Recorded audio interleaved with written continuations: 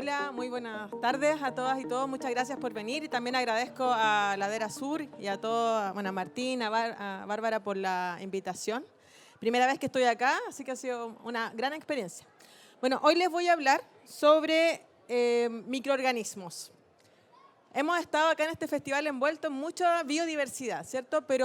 Y de biodiversidad quizás microbiana lo más cercano son los hongos, pero poco se habla en general sobre la vida invisible, y eso les voy a comentar hoy día. Bueno, sin duda, yo creo que no hay ninguna duda al respecto, vivimos en un planeta microbiano. ¿Qué quiere decir esto? Quiere decir que la gran diversidad biológica del planeta son mayormente microorganismos. Esto quiere decir son todas las formas de vida invisibles, o sea que no podemos ver directamente con nuestro ojo, los cuales se agrupan en varios tipos. Primero son las bacterias, que son las más conocidas, arquea, que es otro grupo, hongos microscópicos y los virus y otros tipos de eucariontes. Se ha calculado que en el planeta habrían más o menos un número muy grande, 10 a la 29 células microbianas. Ahí yo escribí el número con 0 para que se hagan una idea, la cantidad de células que habría en el planeta microbiana, y esto equivale a 100.000 veces más que las estrellas del universo visible. O sea, definitivamente somos un planeta microbiano. Todo está cubierto por vida microbiana. No hay lugar casi en el planeta donde uno pueda decir que no hay vida. La vida está en todas partes y eso hace también que este planeta sea tan especial en comparación con otros que no tenemos aún conocimiento de aquellas formas de vida. Bueno, son tan importantes los microorganismos que primero fueron, o han sido, ¿cierto?, las primeras formas de vida del planeta. El origen de la vida, cuando pensamos en qué momento aparece la vida en la Tierra, ¿cierto?, que fue hace más o menos 3.800 millones de años, fue la aparición de las primeras células muy similares a las actuales bacterias, que se dividieron en dos grupos, las bacterias y otro grupo que se llama arquea. Posteriormente, una de estas bacterias evoluciona a hacer fotosíntesis, que son las cianobacterias, y empiezan a producir oxígeno, y es lo que se llama el gran evento de oxidación. Y eso fue y ha sido clave para definir las condiciones ambientales en que vivimos actualmente, ¿cierto? Nosotros respiramos oxígeno y eso en su origen tuvo que ver con las bacterias. Y posteriormente hubo otro evento muy importante que ocurrió hace 1.800 millones de años, que fue cuando dos tipos de estas células procariontes, si se acuerdan de sus clases de la escuela, se juntaron en un evento de endosimbiosis, descrito en los años 60 por la gran Lynn Margulis, formando las células eucariontes. A nosotros siempre nos han dicho que los seres humanos somos eucariontes, pero en realidad somos una convivencia, que es lo que vamos a ver ahora. Entonces, la célula eucarionte, por ejemplo, la mitocondria, si se acuerdan, es originalmente una bacteria. Y en el caso de las células de plantas, el cloroplasto es originalmente una cianobacteria. O sea, en nuestras células está el origen de la vida ya ahí inscrito en su origen y en su genoma. Pero no solo eso, nosotros también convivimos con toda esta diversidad microbiana. De hecho, el 50% de nuestras células, si las contamos en total, son células microbianas, mayormente bacterias, que son fundamentales para nuestra existencia. O sea, somos un ecosistema. Por lo tanto, no tenemos por dónde no obviar, ¿cierto?, e ignorar la presencia microbiana en el planeta. Cuando analizamos el contexto de la diversidad, o sea, el árbol de la vida, fíjense, esta es una de las versiones más modernas del árbol de la vida, utilizando ahora actualmente tecnologías de secuenciación de ADN a nivel muy masivo. Sin duda, la mayor biodiversidad del planeta es invisible, es lo que no vemos. Todos los grupos que están ahí arriba corresponden a bacterias.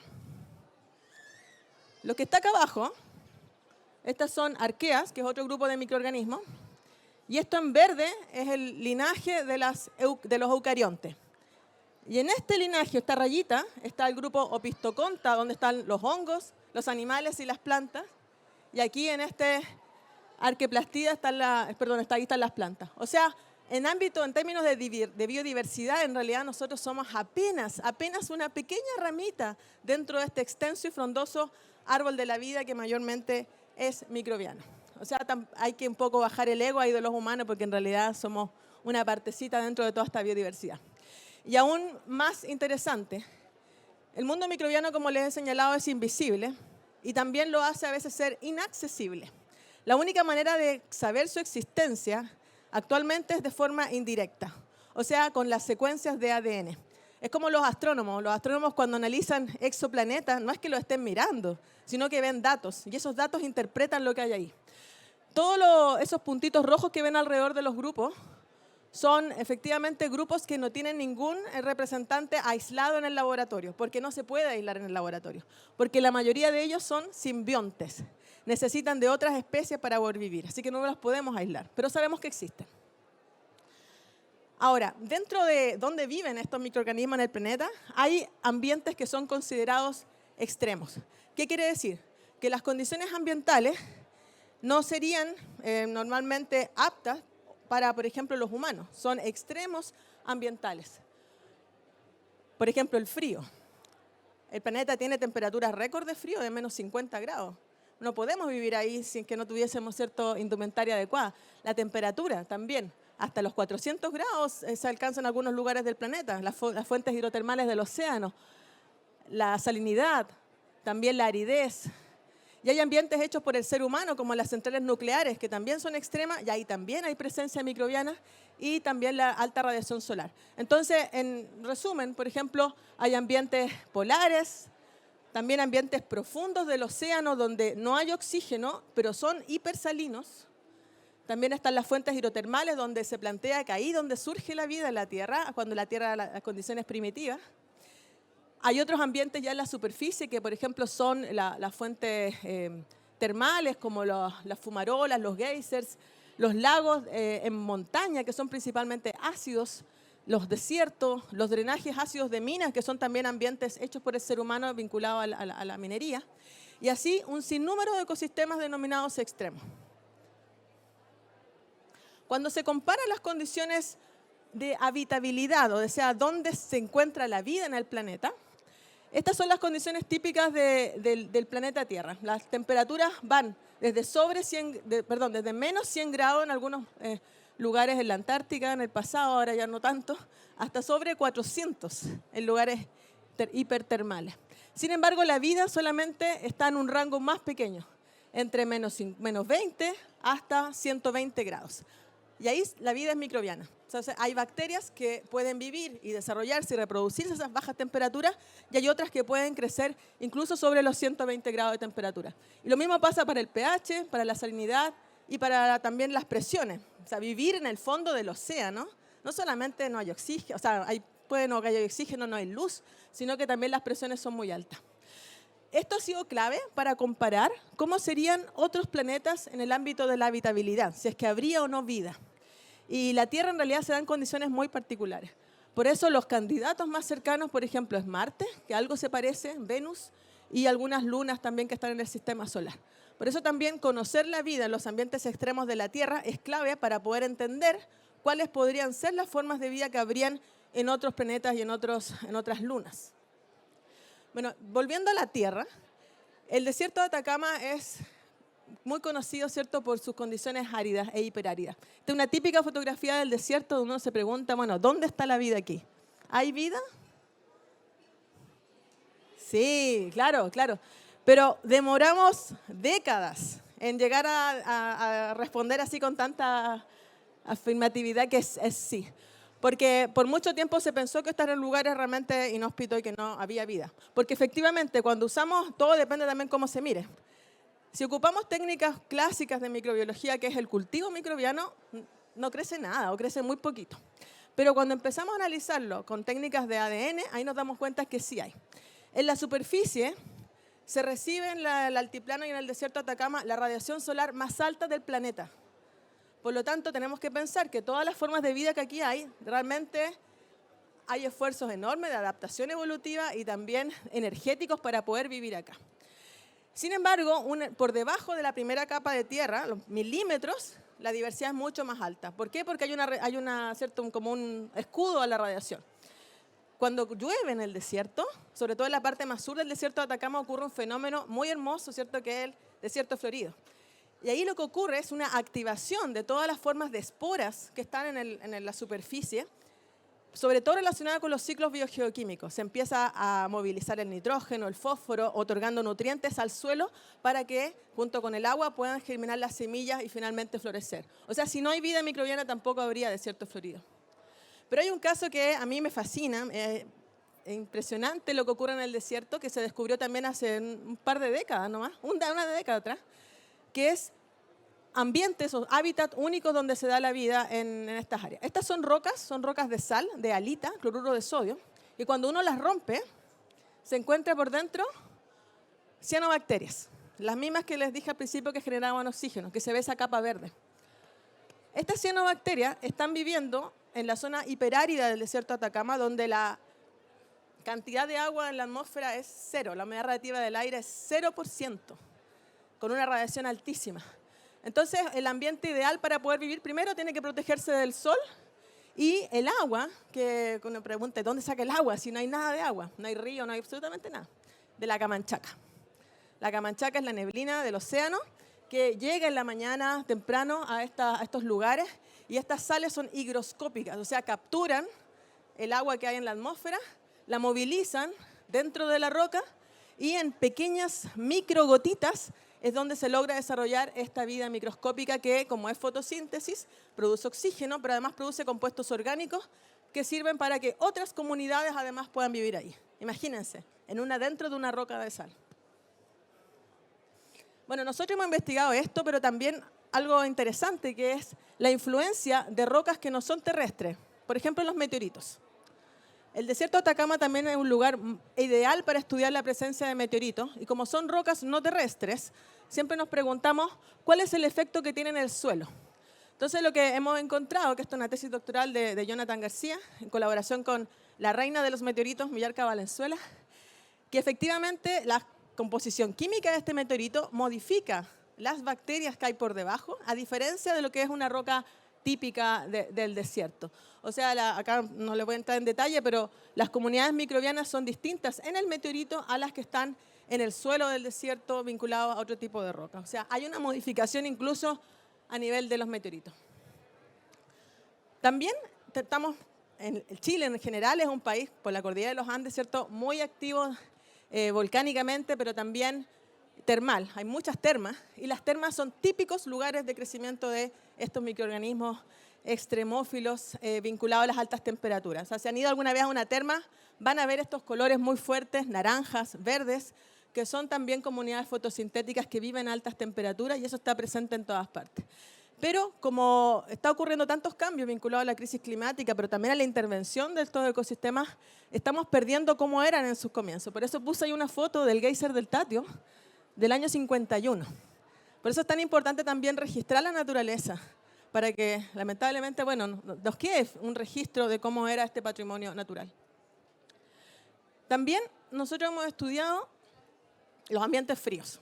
Igual hemos estudiado la Antártica, pero principalmente nos interesan los ambientes de altura de los Andes. Y este fue un descubrimiento quizá muy, muy importante, porque con un grupo de colegas de Estados Unidos logramos describir por primera vez la presencia de una laguna casi en la cumbre del volcán Yuyeyaco, que es una de las cumbres más altas del mundo. Esta laguna está a 6.170 metros sobre el nivel del mar, es la laguna quizá el récord de altura.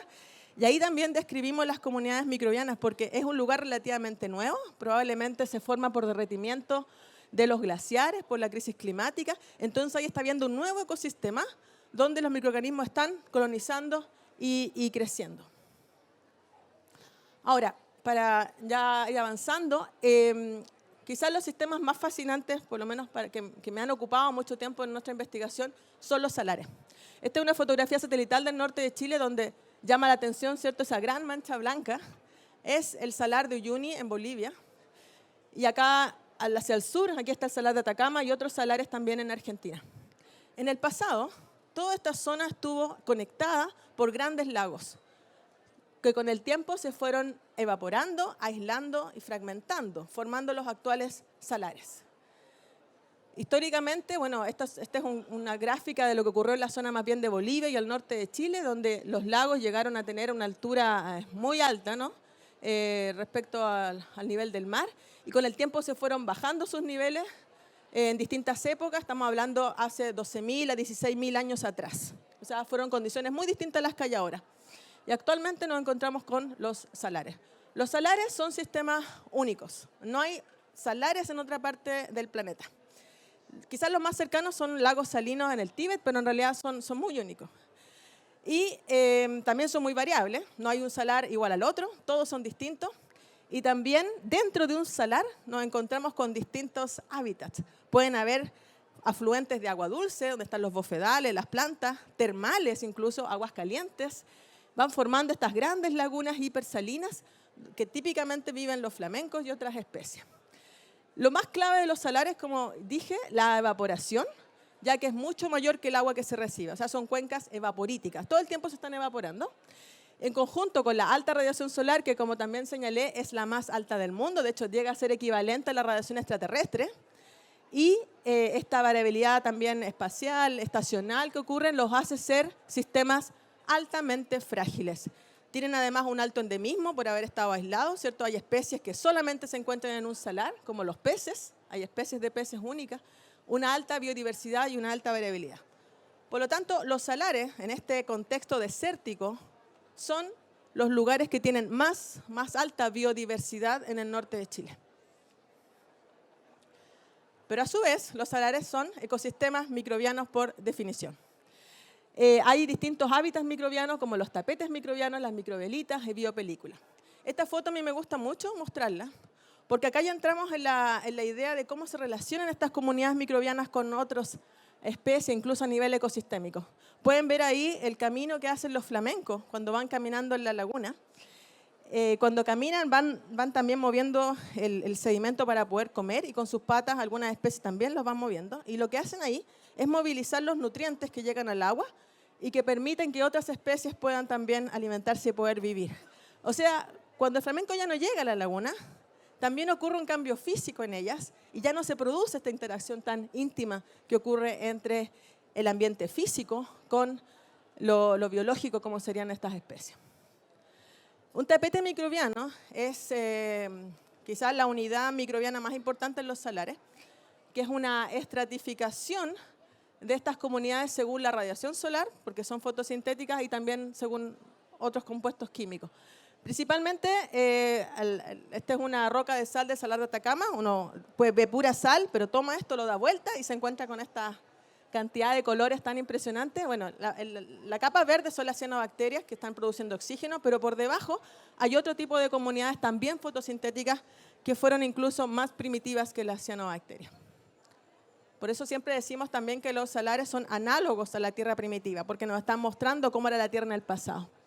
Entonces, recapitulando, los microorganismos son claves para el funcionamiento de un salar porque otorgan nutrientes, son comida, ¿cierto?, para las especies de invertebrados que a su vez son también alimento para especies mayores como los flamencos, reptiles, entre otros. Pero además hay un caso muy particular aquí, que las bacterias producen también minerales, sobre todo carbonatos de calcio, y están produciendo rocas, que son estas estructuras microbianas que hablé como las microbialitas. Bueno, un caso particular, y quiero hacer mención en Chile, de protección de microorganismos, se dio hace unos años atrás, el 2019, con la declaratoria de la laguna Tevenquiche en el Salar de Atacama como santuario de la naturaleza, donde el objeto de protección son los ecosistemas microbianos de ambientes extremos. Esto es bien particular, creo que en el mundo no hay casi ejemplos al respecto y nos da también una idea de la importancia de preservar estos ecosistemas, sobre todo respecto a los microorganismos. Sin embargo, los salares están actualmente sufriendo grandes amenazas, tanto por la crisis climática, porque los sistemas salinos se están evaporando más rápido, pero también por la extracción de agua y de minerales. Hay aproximadamente 5 salares ya declarados con daño ambiental irreparable y irreversible vinculado a la extracción de agua para la minería, pero actualmente hay una amenaza también por la extracción de litio que ocupa piscinas de evaporación, o sea, se extrae la salmuera, se deposita en grandes piscinas y se evapora para poder concentrar este mineral que es tan demandado para la electromovilidad. Nosotros también hemos reportado que esto estaría afectando la presencia de poblaciones endémicas de flamencos, sobre todo James y andino, que han disminuido entre un 10 a un 12% en los últimos 11 años. Hoy a las 5 de la tarde hay un conversatorio sobre que van a hablar de este tema más en específico, así que no se lo pierdan. Pero lo importante acá es decir que en realidad todos los sistemas salinos del mundo están sufriendo estos cambios a nivel muy alto. a veces también es muy difícil explicar todo esto, porque son temas complejos. Entonces, con un colega, amigo, que no sé si vino, me dijo que iba a venir, Cristóbal Bonelli, trabajamos en esta idea de los microdesastres, que son cuando un salar desaparece, cuando un hábitat microbiano desaparece. No solamente se seca una laguna, sino que además se pierde una diversidad microbiana única que demoró millones de años en formarse y que además es clave para la mantención, ¿cierto?, de otras especies y otros ecosistemas. Nosotros estamos actualmente trabajando en un proyecto que se llama Salares Laboratorios Naturales para poder abordar todas estas problemáticas y muchas otras más para poder fortalecer la investigación científica que existe en los salares. Entonces estamos trabajando bueno, hasta la lista de todos los salares que hay en Chile. Ahí hay un código QR si les interesa más saber sobre este proyecto. Pero es muy complejo, como les digo, este tema y es muy importante también abordarlo en una perspectiva inter y transdisciplinaria. Respecto a los microorganismos, en general en el mundo han tenido muy poca atención en el contexto de la crisis climática, a pesar de ser fundamentales. De hecho, la producción de metano, la absorción de CO2 no lo hacen solamente las plantas, también lo hacen los microorganismos, no han sido suficientemente puestas en discusión. Por lo mismo, un grupo de representantes de sociedades científicas de microorganismos hace un par de días publica esta editorial en más de 10 revistas científicas al mismo tiempo sobre un llamado urgente a que se consideren soluciones microbianas para poder, ¿cierto?, lidiar con la crisis climática. Esto es fundamental porque muchas veces nos quedamos a veces sin ideas o las mismas ideas siguen surgiendo y manteniéndose porque no consideramos la diversidad de conocimientos que existen y también quienes producen ese conocimiento. Así que es fundamental incorporar a los microorganismos en esta discusión tan importante de la crisis climática y tomar acciones. Bueno, nosotros a lo largo de nuestro trabajo, de ya 2 décadas, un poco más, hemos tratado de hacer un montón de iniciativas para poder visibilizar a los microorganismos. Esta es una de ellas, el Mapa Microbiano de Chile, donde pusimos en el mapa algunas especies que han sido descritas en ambientes particulares y tienen nombre de algunos chilenos, por ejemplo, Pseudomonas atacamensis, entre otras. Para poder mostrar que no solamente la biodiversidad visible es importante de proteger, conocer y cuidar, sino que también la microbiana. Entonces, no olvidar que los microorganismos están adaptados a un amplio rango de condiciones ambientales, incluyendo aquellas llamadas extremas. También fundamental que existan trabajos de largo plazo para poder comprender este conocimiento en ambientes extremos. Y, crucial, los microorganismos son indisociables de su hábitat, a diferencia de a veces planes de mitigación o de compensación en que se va, no sé, se va a dañar o va a haber un problema con esta especie, bueno, la movemos. En el microorganismo no se puede hacer eso, son indisociables de su hábitat. O sea, cuando se destruye o se daña un ecosistema o se extinguen las especies, desaparecen con ellos sus comunidades microbianas. No solamente la del ambiente, sino la de la especie misma. Cuando se extingue, por ejemplo, un pez, también se extinguen junto a él todas sus comunidades microbianas asociadas que son únicas y son simbiontes de este organismo, o sea, son holobiontes. Y toda la vida en la Tierra está entrelazada por este hilo invisible de los microorganismos.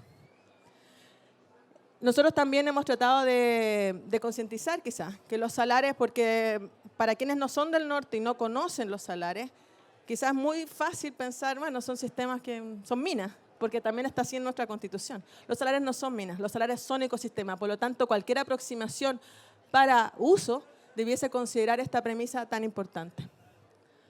Bueno, muchas gracias y para finalizar quiero también invitarlos a conocer un libro que acabo de publicar, Amor Microbiano, donde hablo de esto. Muchas gracias.